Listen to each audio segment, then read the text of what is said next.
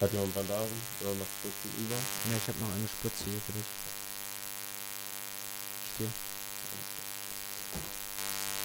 Hast du nur noch eine oder was? Allgemein? Wie bitte? Ja, hattest du nur noch eine komplett jetzt, oder was? Ne, ich habe noch dann Ja. jetzt noch zwei. Ja, das ist gut. Dann hab ich genug. Dann, Was macht ihr hier? wir fangen an irgendwie. Boah, Alter.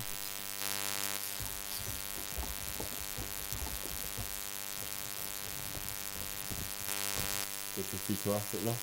90 Sekunden. Wir müssen ihn woanders hinstellen, nicht da, wo die Tür ist.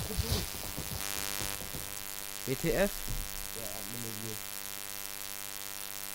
Admin-Review, der ist in die Base geflogen.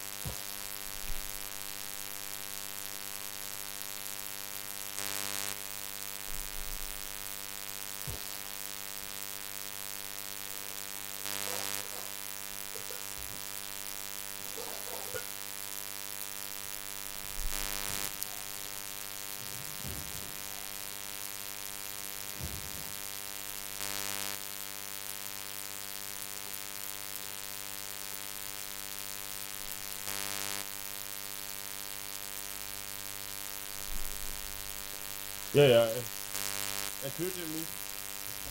Er tötet mich durch die Wand. Ja.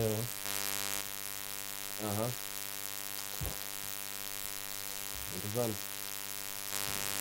Irgendwie gut, dass wir hier Waffen haben. Ich gehe da jetzt naked hin, Alter. So.